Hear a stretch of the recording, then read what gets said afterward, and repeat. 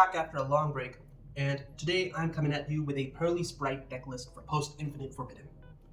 This is more than 40 cards, but this is my own personal spin and preference for the deck list, so I just like playing it this way. But yeah, let's just go right into the profile. So starting off, I play 2 copies of Purrely and 2 copies of Purrely. This is pretty standard for any Purrely list that is doing a variation, because we're usually just trying to bring out these guys off of the quick plays. So we played 2 copies so that we most likely just don't see any of them in our hand. Next, I played 3 copies of the field spell, and while this is not needed, I personally like the protection the field spell provides, as well as the fact that during the end phase we're able to get the sleeping memory from the deck directly under a Purrely Xyz monster. This card is what allows you to get that draw 4 and a 5 rank X Purrely Noir off of an E Purrely Noir and a quick play. So I personally like it, but this is a very cuttable card from the list. Next, I'm only on 2 copies of Mindframe Purrely, and while this does seem wrong, it doesn't really seem to hurt the deck all that much, because we can get to our Xyz monsters and the quick plays off of hard making them from a level 2 monster, so it's not a big deal. Yeah, to be honest, in the variation that I play, we don't really get to a turn 4 or 5, so I don't really ever see the third Mindframe actually even come up. Next, we max out on all the quick plays. There's not much to say about that. If you're playing a Purrely deck list, you want to max out the chance to special summon them off of the quick plays. They're all E-Tellies, so why not? And then lastly, the 1 Yeet to rank up into X Purrely Noir, plus also shuffling back the names of the graveyard. So that's the 20 cards Purrely package. Next, for the Sprite side of the list. So I'm playing 1 copy of blue, 1 jet, 1 carrot, a starter, and a double cross. And funny enough, this is also a cuttable part of this list. We don't actually ever really summon the sprites unless we already got to what our end board looks to be like, or we just want to get the double cross really. That's the only real reason why we go into the sprite stuff. They're just really good for that purpose. But yeah, they're still there because they are extenders and they do well for the deck. The next part of the package that I'm playing is the Nimble stuff. So we play 3 Beavers, and I'm personally on 2 Anglers. This is a personal preference. You could play a 3rd one because it is such a great discard, but for me, I like to keep it at 2 because it's a matter of efficiency. If you ever actually trigger Angler, you only really trigger it up to twice in this list. And there's also the fact that if you normal a Beaver, you can special an Angler, go into Sprint, dump the other Angler, get the other 2 Beavers. So you get the whole Nimble package out with just this much. So I just like the ratios for that reason. Next, the best summon of the deck is the Swamp Frogs, and I played this at 2. But this is a really good card because you can normal summon it, attempt to play and resolve stuff. If your opponent interrupts you, you can actually just use its ability to add it back to hand for cost, and potentially special summon it by discarding a water monster. And if you can't, you can also just discard it for a quick play. So it's just really nice for hand advantage and all the other stuff it does. But the targets that we dump off of Swamp Frog, we have the 1 Magicaloidal Soul, which came out in Infinite Forbidden, and this card lets us make some Xyz or synchro plays during the opponent's battle phase, so it's a really cool card.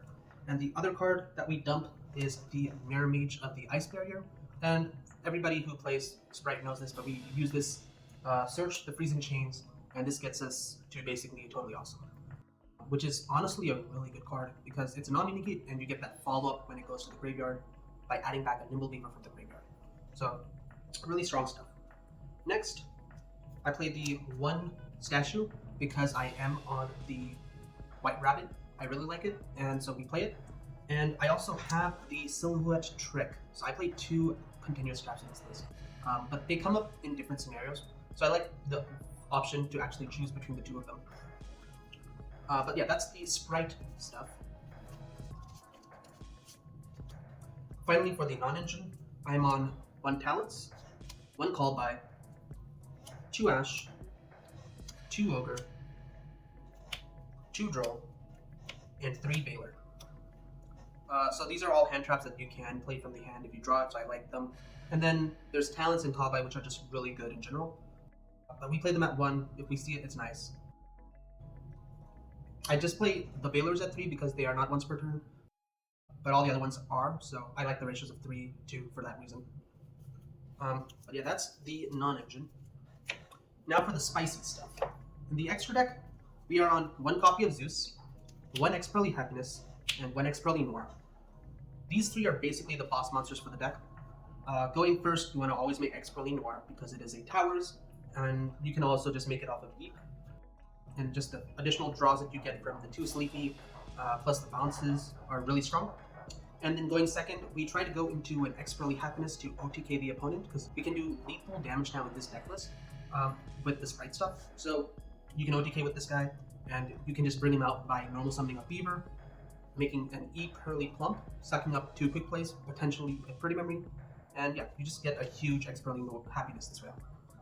And then yeah, if you can't OTK them there, you can just sit on a huge material Zeus on top of that. So boss monsters for the deck. We then play 1 copy of each of the rank 2s. There's an argument to be made to play 2 copies of Happiness and Plump, but to be honest, with Heat, we're able to return these guys back to the extra deck if they ever go, so it's not a big issue. One of them has been fine for the most part. Next, we play the 1 Toad, amazing card. You could consider playing a second in this list, but we are sort of tight on the extra deck space, so that is what that is. And then we play the 1 Gigantic. Not much to say here, it is just what you do with sprites. And then the 1 Sprite Sprint, so that we can dump the Angler.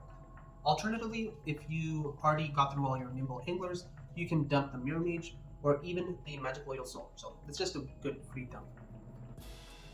Next, the Silhouette Rabbit. Going first, I actually really like making this more often than the SP Little Knight on IP play, because this only takes 2 monsters and you get 2 interruptions. When you summon it, you're able to place from the deck the Continuous Trap, so it gets around stuff like Droll, and when you activate a Continuous Trap, you're able to pop a spell on the board off of this guy's effect, and then again the statue or what the other one, they also provide additional interruption when we do it, so it's really nice. Next, we do have the SP in here, and this is great for when you are going second and you're just trying to break through a board. So I like to have that in there, and what makes it potentially able to get both of its effects off are the link ones that we play. So we have the 1 Anima, and we also have the Almirage. For those who are confused why the Almirage is able to make it so that a Mirror Mage can actually get us to a Sprite Sprint play, and it's also just so that if we go first and we open something like Beyblade, we can actually just give it to the opponent just like that. The last card that I played is a spicy tech option. You could replace this with something else, but I actually chose to put in a Silvera here. It is a Synchro 6, which on summon is able to book up Moon the opponent's board, and how we are normally bringing this out is with the help of Magic Loyal Soul, and potentially the Silhouette Trick. So that's why it's there. It's just a really good battle phase effect, and it's just something I'm messing around with. Along with that, it does boost Illusion and Spellcaster monsters, so it gets big itself, and it also increases the Silhouette Rabbit too, so really cool card. Let's just go quickly over the side deck, and then I'll go over a test hand for you guys. So yeah, for the side, we have 2 Mourner and the Red Resonator. These are the time cards. Not much to say here. Red Resonator, you make it if you're going first for that final game, and Ghost Mourner still lets you potentially win in time when you go second that game. It's also just a decent imperm-like effect. Next, we have the 1 Ibly. I don't actually see myself trying to Ibly lock the opponent that much nowadays, but it is good. So it's really good for that purpose. And then, yeah, it's just really good for rogue matchups. Next, we have the 2 Cosmic Cyclones because they are really solid this format. There's so much back row stuff that you want to get rid of. And even the field spell, it's just a good card in general.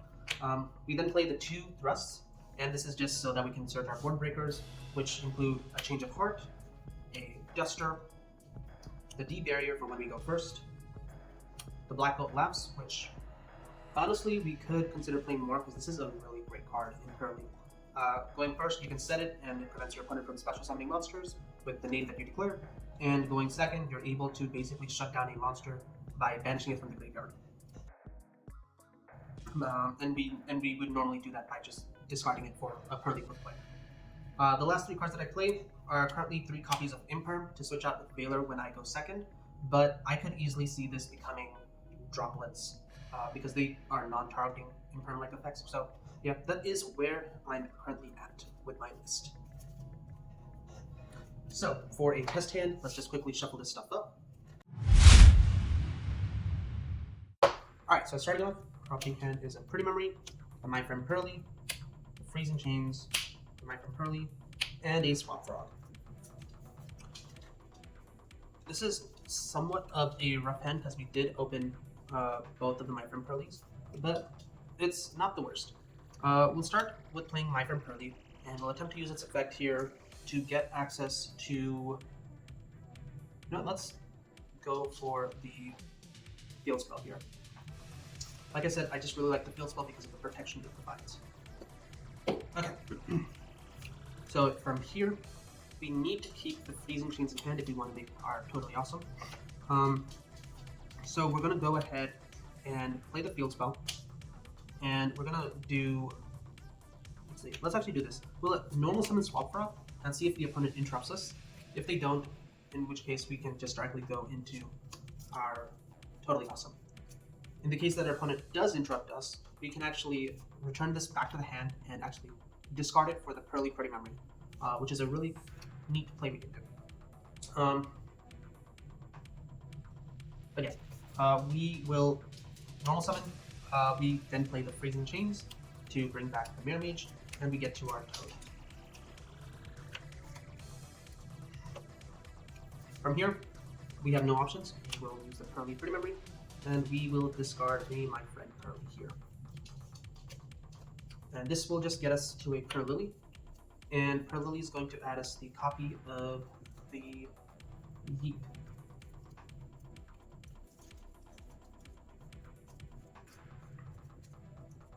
Finally, from here, we're just going to use Purrely's effect to make a Purrely Beauty. And during the end phase, we'll get a Sticky Memory attached under the Pretty Memory, under the Purrely Beauty.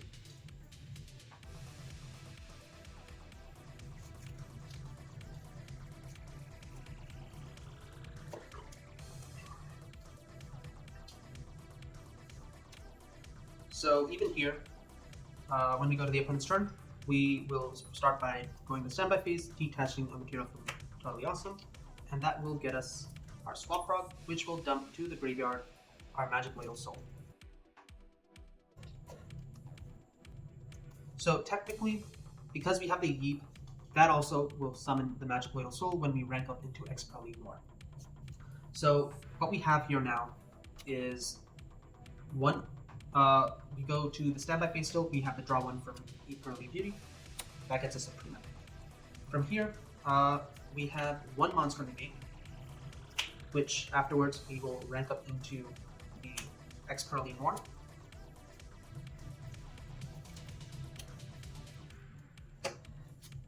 And that gets us another 2 more interruptions for just the Purrely monster. So we have 3 interruptions there. And then when we summon X-Purrely more, we're able to bring back the Magic Ladle Soul. From here, at any point, we still have the Totally Awesome for Omni Negate. And in this scenario, we are actually going to put back the Totally Awesome.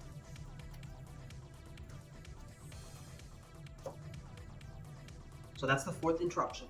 And then if we still go to the battle phase, we can use Magic Ladle Soul here to rank up again into a Totally Awesome. And again, that's a 5th interruption that we can go for. Let's do one more test hand, just to show you what else is possible. Okay, so for the final test hand, we open a Beaver, starter, a Yeet, a Delicious Memory, and a Veiler. So we open an interruption here. So starting off, we will go with the Nimble Beaver, which will summon from the deck the Nimble Angler.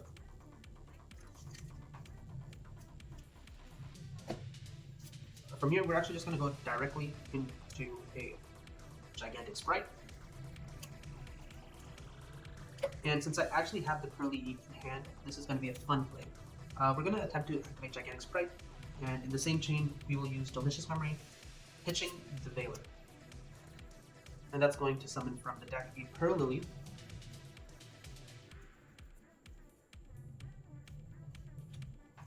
and then we'll be able to use Gigantic Sprite's effect to summon the Swamp Frog.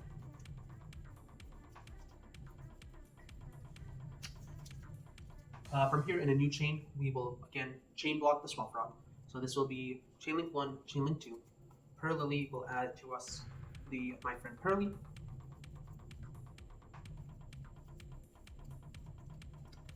And Swamp Frog will dump to the graveyard the Mirror Mage.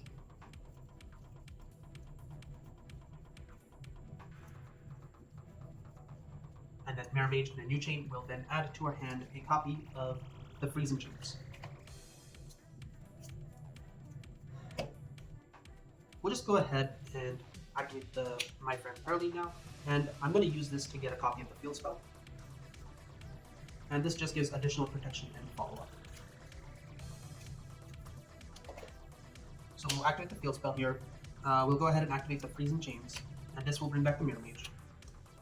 We can then just take these two guys, and we have our totally awesome for an Omni Negate.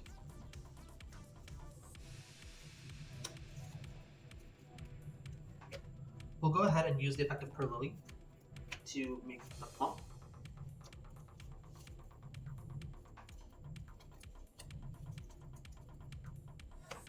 And then we're going to use Starter here, which will get us access to our blue jet. So summon blue, activate blue's effect to get us access to jet. And then jet will activate to get us access to the double cross.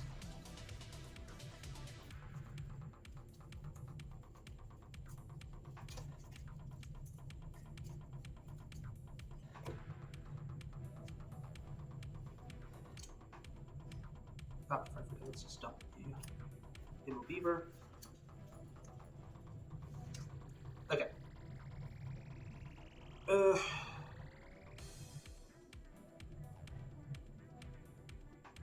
From here, we're going to actually take the Gigantic Sprite and Sprite Jet, and I'll link those off into a copy of Sprite Sprint. So Sprint will trigger, and that's going to get us the Angler dump. An Angler will then summon 2 copies of Beaver.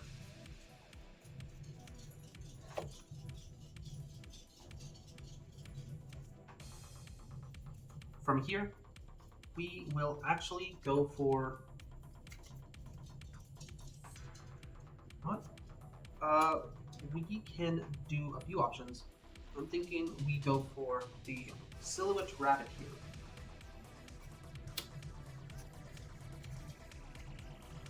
And so Silhouette Rabbit on summon is able to set directly from the deck a copy of the Silhouette Trick. And we're actually then going to take the rabbit and the beaver, and we'll just link to those two into a Sprite Sprint. And the reason why we're doing that is because we want the zones that it points to for bringing back a Toad with the double cross. From there, we will then just go ahead and set our traps, and this is what our end board will look like on our turn. Before I forget, let's just go ahead and use the effect Plump to attach the starter. And then during the end phase, we will be able to attach the Sleepy Memory under the Plump as well.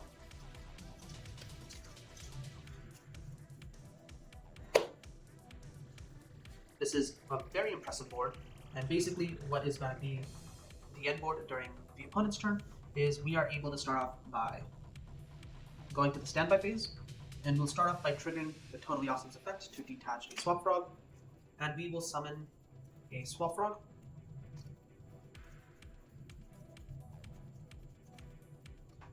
And this Swamp Frog will dump the Magical Soul.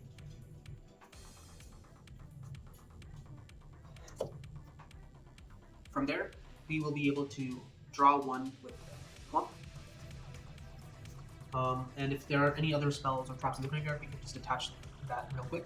But we're going to just draw one, and then we will activate the Purrely Heat to rank up into X Purrely Noir.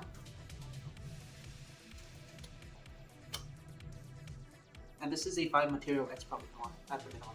So it is unaffected, and we will draw one more. So we drew follow-up. And now, on the opponent's turn, we can start off by using Totally Awesome as an Omni Negate here. And actually no. So starting off, when our opponent summons a monster, we're able to use the effect of Spright Sprint to detach a material from Toad to bounce it back. So that's one interruption. From there, we can use Totally Awesome's effect to negate, which will add back to our hand a copy of Beaver for follow-up. So that's 2 interruptions plus follow-up. From there, we will use the Double Cross to actually bring back the Toad. And this can trigger the Magicloidal Soul to bring it out.